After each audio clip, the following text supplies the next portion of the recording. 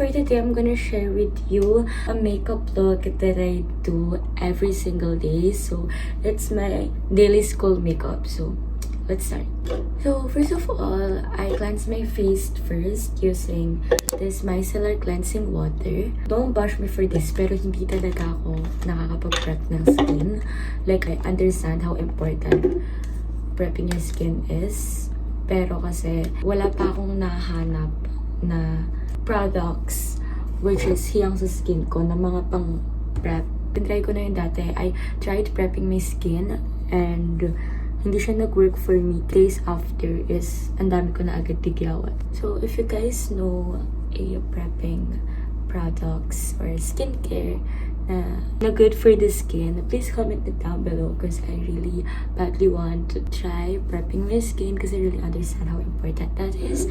So next, after cleansing my face, I usually start with a tinted sunscreen. I use this Bello tinted sunscreen. Sobrang gamit na gamit ko na to. Hindi ko na mabilang kung nakailang bili na ako nito. Kasi really important sa akin pagdating sa daily school makeup, yung natural lang. Sobrang natural lang niya tignan. Dinamihan ko siya right now para makita niyo siya sa cam. And I am so sorry, excuse my hair, cause hindi ako nag-clip muna or nag-headband. Kasi pag kasi nagaganon ako, yung hair ko is like nafa-flatten. So later kapag nagpicture ako for the thumbnail of this, flattened na yung hair ko. So hindi muna ako nag-clip or nag-headband. But I usually do that for school. So I recommend for you guys to do that. So, ever since last year, holy grail ko na tong Bello Tinted Sunscreen. This is the one product na I just really can't skip sa makeup routine ko. Not just my daily school makeup, pero almost every makeup look na ginagawa ko. Kasi may SPF na siya. Plus, if you have like little bumps on your face or especially pimples, kanyan, kaya niya yung matakpan without creasing. Kasi usually, di ba kapag kasi foundation or concealer, yes, takip na takip, pero makita mong merong crease. Pero with this tinted sunscreen, wala talaga. So, super recommended ko siya for school makeup. Siyempre, lagyan din natin yung leg natin. Baka mamaya hindi siya magpantay. So next step after skincare, I usually do apply concealer, which is, I use this concealer from Pink Flush. Gamit na gamit ko na rin siya. As you can see, wala na yung name na Pink Flush. And this is in the shade 01. Kapag school makeup, as I've said kanina, I really try my best to keep it natural. So sa under eye ko lang siya nilalagay. And minsan kapag meron akong pimples, nilalagay ko na rin siya doon para matakpan. Pero very light lang kasi nag-crease siya ng konti. Especially if you put too many like sa whole face mo. Pero pag sa under eye lang naman, don't worry guys, hindi naman siya nag-crease sa under eye. Lagyan ko na yung under eye ko ng concealer. Pero since meron akong pimples sa nose, lalagyan ko na rin siya para medyo mas ma-conceal niya pa. Next, for our eyebrows. So, if you guys are wondering if hindi na ba ako magpa-foundation, I'll be honest to say, hindi ko ako nagpa-foundation ko po for school. Kasi, parang plakado, like matte looking, and baka masita ako. So, I just do tinted sunscreen plus concealer para sa mga dark spots, ganyan. Next, for eyebrows, sinusuklay ko pala muna yung eyebrows ko with this Pink Flush na brush. Then, I use the Set and Sleek from Bare & Please in the shade... What shade is this? Deep Ash Brown, shade 03. And it really makes your eyebrows look sleek. Like, parang clean girl look. So, I usually do apply this para ma-fill niya yung mga gaps na meron yung eyebrows ko, especially sa may dulong parts. So, I'm just gonna do this quick off comb. Ito yung eyebrow na merong Brow Cara from Bare & Bliss. And ito yung wala.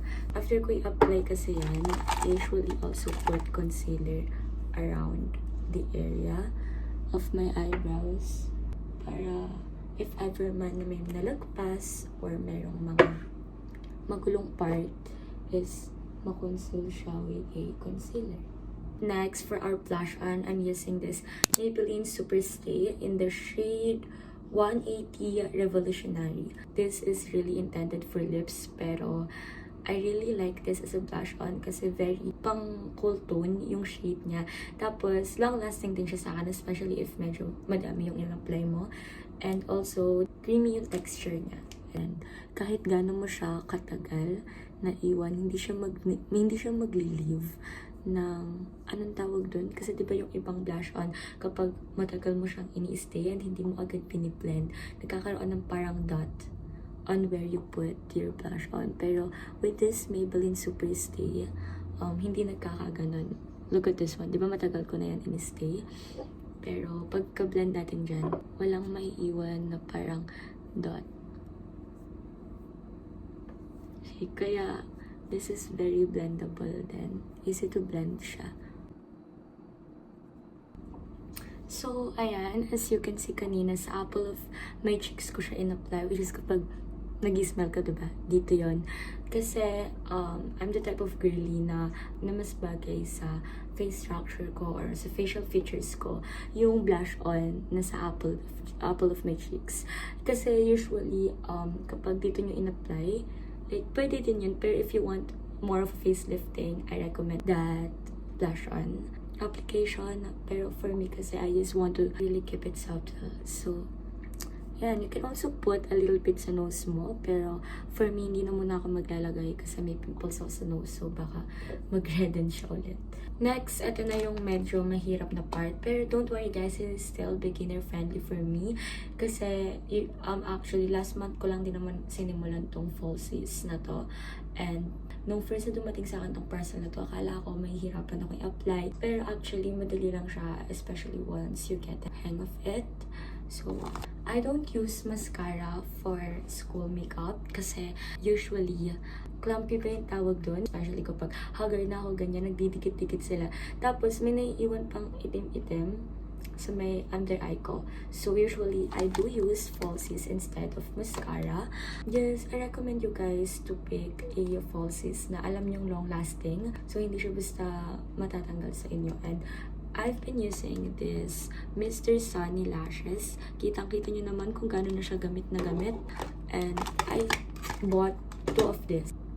Walang nakalagay kung anong type siya ng lashes and I actually forgot. Pero I'm just gonna put it down sa description box, okay? Or I'm gonna put here like a text kung anong klase to ng lashes sa kanila. Pero I used 2 of this.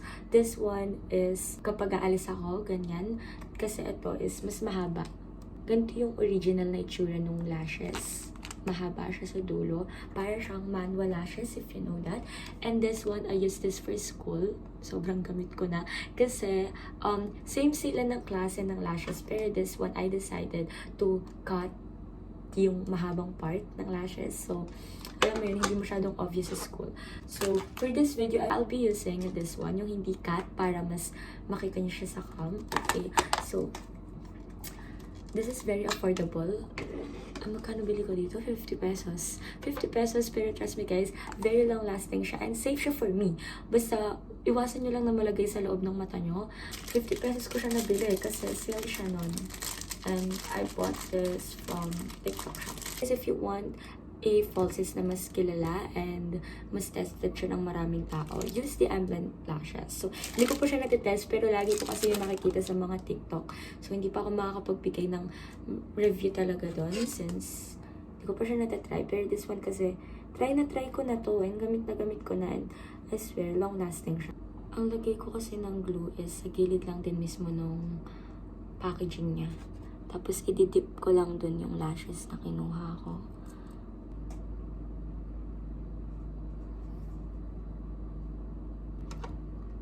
And that's it with our Mr. Sunny Lashes. Ganyan yung itsura niya. And next step, our setting powder. For our pressed powder, I'm using this one from Shiseido. I really recommend this kasi this is non-allergenic as far as I know. Kasi kahit nga sa mga babies, ginagamit daw to. This is also very mattifying siya. I guess it's also one of my holy grail na discover ko. This one, I bought this from Japan. Pero meron itong available sa mga Watsons. I guess meron na yata sa Watsons. Ganyan. Sa Dep Store. Especially sa TikTok, sa mga online shops. Anywhere you can find this pressed powder. So, ayan. I'm just gonna tap the excess and put it sa under eye ko. Put some sa forehead ko kasi oily ako dyan, especially sa nose. And sa neck part, madami ako nilalagay. Kasi this one, ginagamit ko din to pang even out ng makeup ko sa face and sa neck.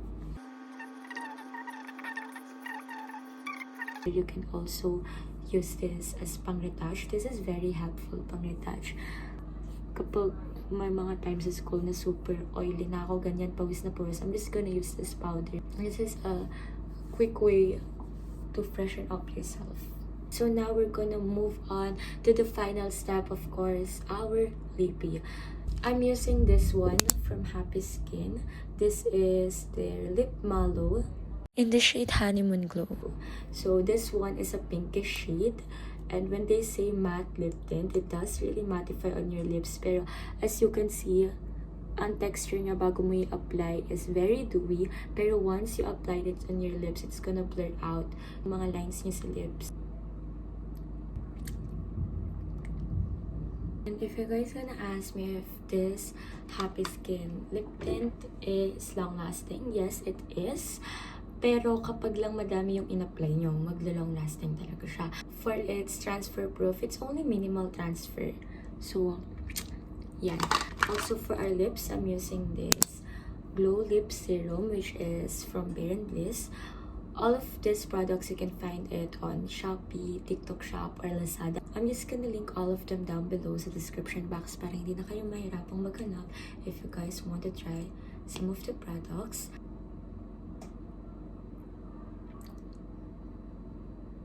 One, I use this as a lip gloss, pero this is actually a lip serum, so healthy na siya sa lips nyo, and at the same time, you can also use this as lip gloss. I really like the combination of this Happy Skin na lip tint and this one that is the lip serum or lip gloss from Bare & Bliss, because that's how it looks. And also the lip serum one is wala siyang shade, parang siyang clear, pero once you apply it, it's gonna turn light pink, very pastel pink sa lips niya. So, yeah. And that's it for our daily school makeup look. And this is beginner friendly, yes, because all of these products are really easy to use. I recommend it myself. Next, all of these products are also affordable, student friendly prices. Maybe siguro yung iba dito above, pero maybe mga 3 or 2 products. I'm not sure, pero this look will only take you mga 5 to 10 minutes, depende kung gaano nyo katagal ilalagay yung lashes nyo. Pero if you're not gonna use the falsies, this will only take you 5 minutes. This is tested. So that's it, and I'm gonna see you on the next video.